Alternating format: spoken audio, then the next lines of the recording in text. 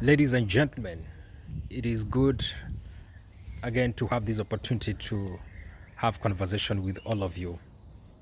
Indeed, the world has become a global village.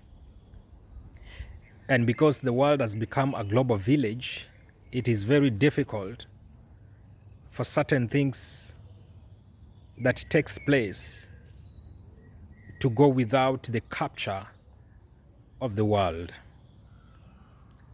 And for this reason, currently, as we speak, there is a lot of unrest in the United States of America.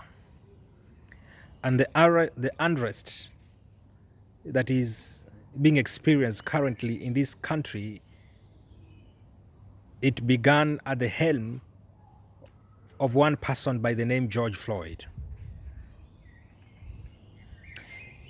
How did it began?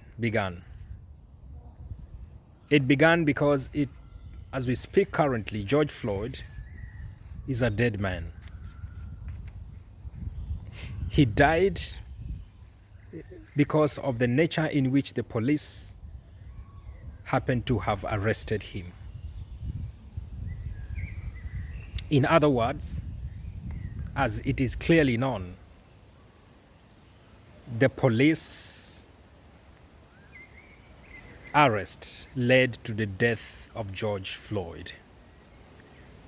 And without no doubt, this angered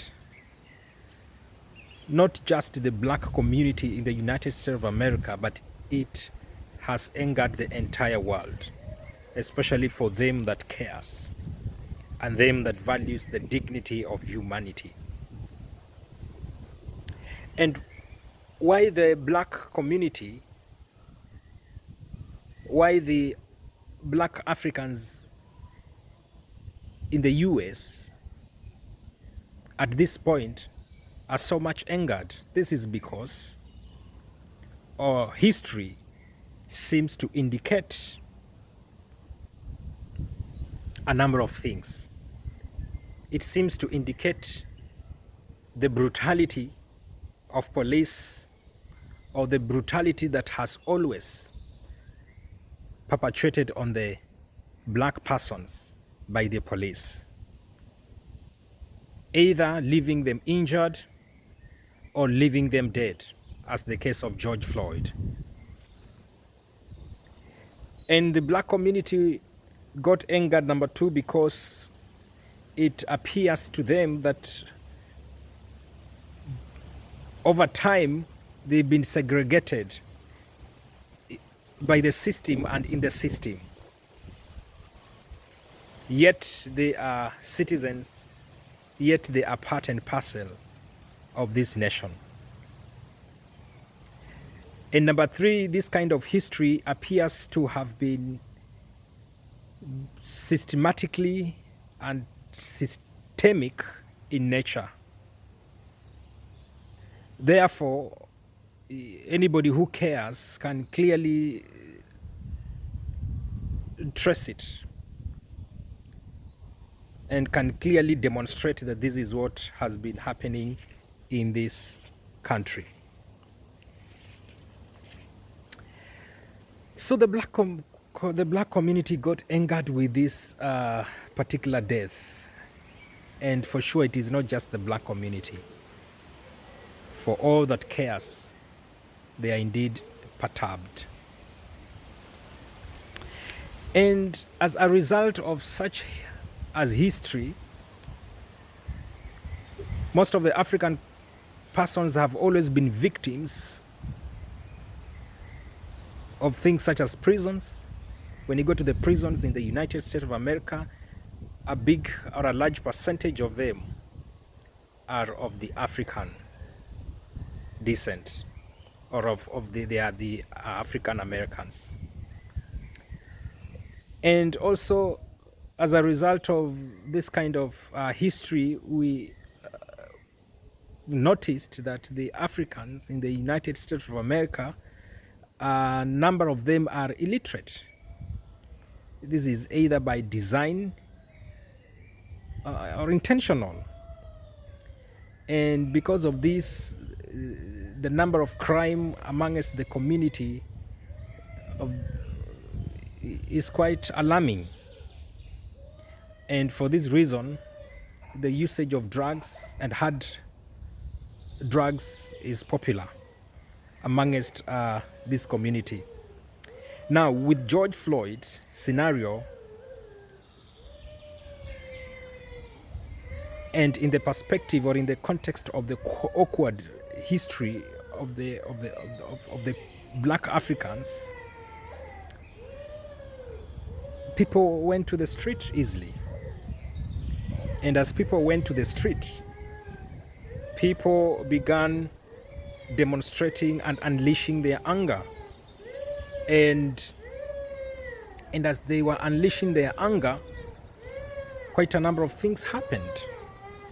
Properties destroyed, lives lost, quite a number of things happened.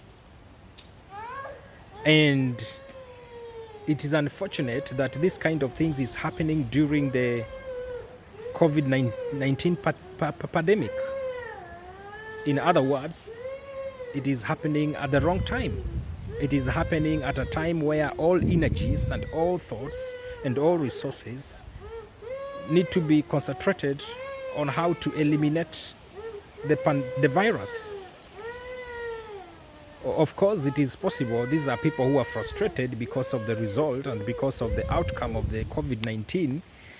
And out of such a frustrations, then such a things, which is indeed a bad thing, comes up and triggers the emotions.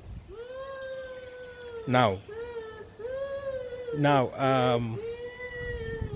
I hope that justice will be served to George Floyd.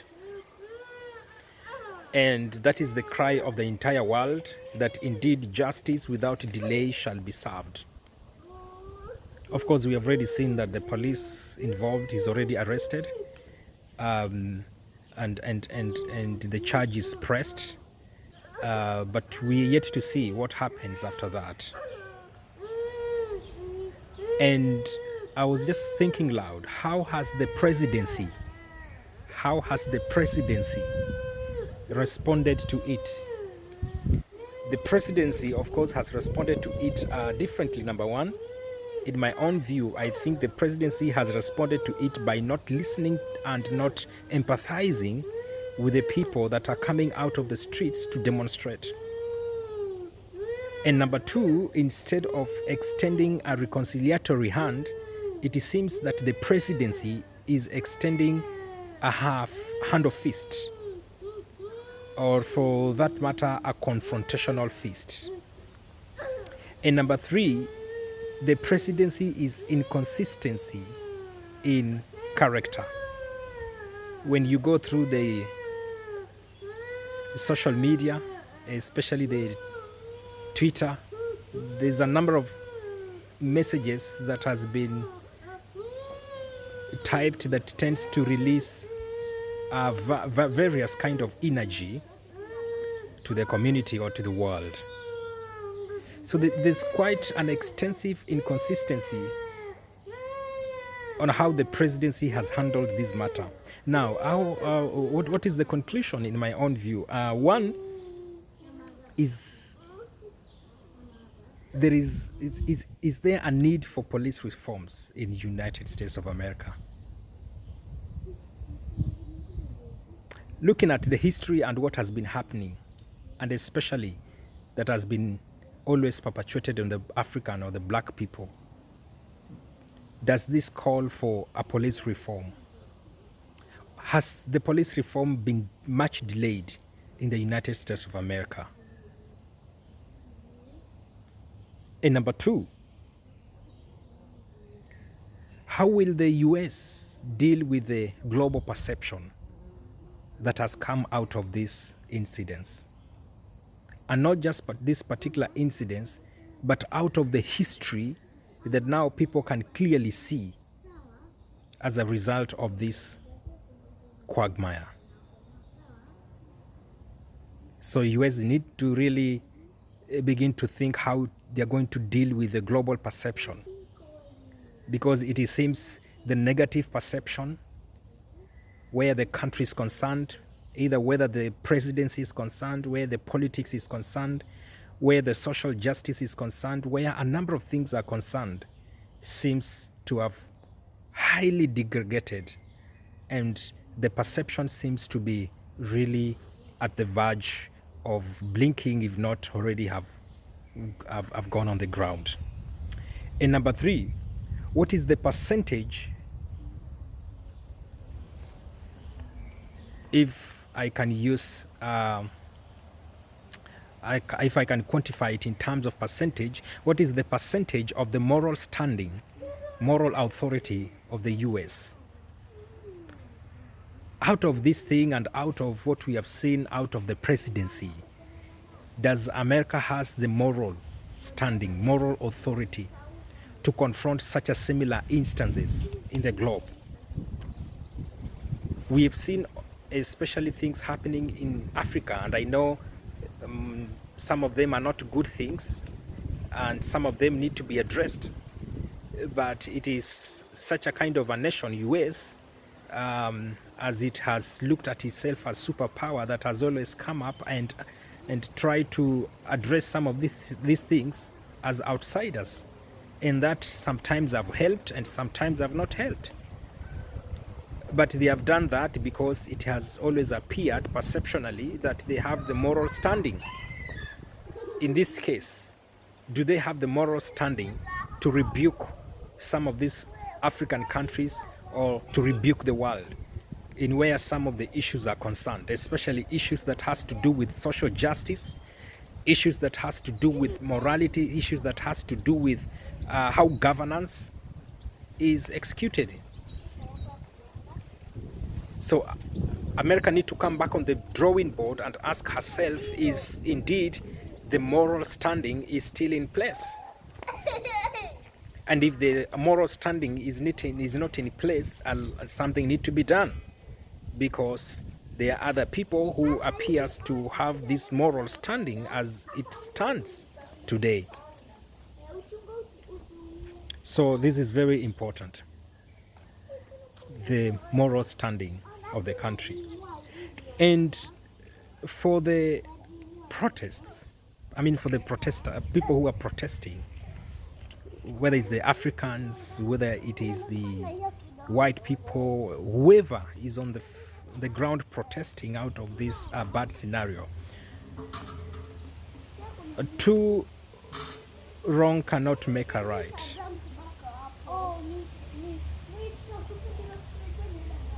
So yes, we have all the right to be angered, and we are angered.